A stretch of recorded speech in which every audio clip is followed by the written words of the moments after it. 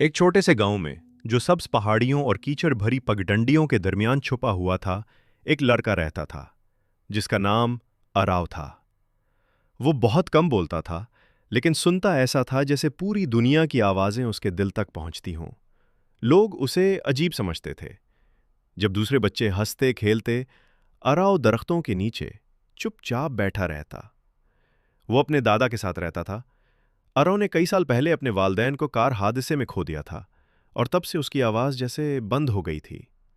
लेकिन गम की खामोशी में उसे एक नई आवाज़ मिली, ज़मीन की, हवा की, परिंदों की, यहाँ तक के आसमान की भी। सुबह जब वो बरगद के पुराने दरख्त के नीचे बैठा था, अचानक उठा और गांव के चौराहे की तरफ दौड़ गया। पुल गिरने वाला है, उसने खबरदार किया। लोग हंसने लगे। क्या फजूल बात है, वो तो 50 साल से खड़ा है। लेकिन अराव का चेहरा जर्द था। दरिया ने कल रात चीख मारी है, वो आहिस्ता से बोला। उसी रात आसमान पर तूफान छा गया।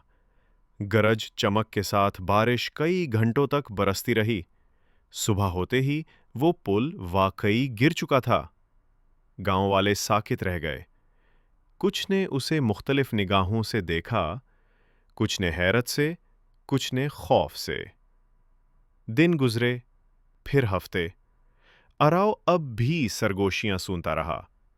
बीमार दरख्तों की कराहें, तूफान से पहले परिंदों की बेचैन फड़फड़ाहट और जमीन की हल्की सी कपकपाहट। एक दिन उसने एक किसान से कहा, कल फसल ना काटना, आसमान का दिल नाराज है। किसान हंसा, लेकिन दिल में खटका हुआ।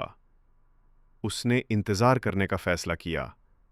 उस रात शदीद जालाबारी हुई। पूरी बस्ती की फसलें तबाह हो गईं, सवाए उसके। एक अमीर सौदागर आरो के पास आया और बोला, मुझे बताओ कहाँ सरमाया लगाऊं। आरो ने नरमी से जवाब दिया, एक स्कूल बना दो, बच्चों के ख्वाब सबसे बुलंद होते हैं। सौदागर ने तंजिया हंसी हंसी, ख्वाबों में मुनाफा नहीं होता, और चला गया। उसने एक नई दुकान खोली, लेकिन चंद हफ्तों में बर्बाद हो गई। सब कुछ खो बैठा। गुस्से में पागल होकर वापस आया और चीखा, तुमने मुझे बद्दुआ दी है। बस इतना काफ़ी था। सरगोशियां अब इल्ज़ाम बन गईं।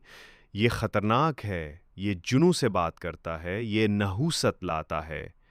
खौफ इंसान को बदल देता है। दादा के लाख समझाने के बावजूद गांव वालों ने आरो को निकाल दिया।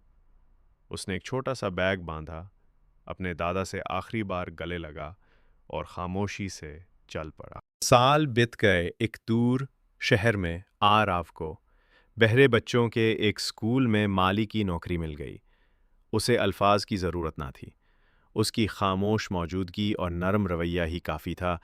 पहली बार उसके चेहरे पर मुस्कुराहट आई। फिर एक शाम जब वो बागीचे को पानी दे रहा था, अचानक रुक गया। उसका दिल धड़कने लगा। उसने बच्चों को बाहर निकलने को कहा। 3 घंटे बाद एक जलजला आया। स्कूल की इमारत मलबे में बदल गई, लेकिन हर बच्चा महफूज था। खबरें फैल गईं। खामोश माली ने 60 बच्चों की जान बचाई। उसकी तस्वीर अखबारात और टीवी पर आ गई। गांव में ये खबर पहुंची। लोगों के दिल भर आए। चंद हफ्तों बाद वही गांव वाले बच्चों के स्कूल पहुंचे। सौदागर, किसान और गांव का सरदार भी सब उसके सामने खड़े थे, नजरें झुकाए। हम तुम्हें समझ नहीं सके, सौदागर ने कहा। हमें उस चीज से डर लगा जो हम जान ना सके। आराव ने उनकी तरफ देखा, लेकिन कुछ ना कहा, और फिर आहिस्ता से कहा, दुनिया हमेशा बोलती रहती है, हम ही सुनना छोड़ बैठे हैं। इस कहानी से हमें ये सबक मिलता है कि हर खामोश इंसान खाली नहीं होता। कुछ लोग अपने अंदर पूरी दुनिया की आवाज़ लिए फिरते हैं। सुनना सीखो, सिर्फ कानों से नहीं, दिल से भी।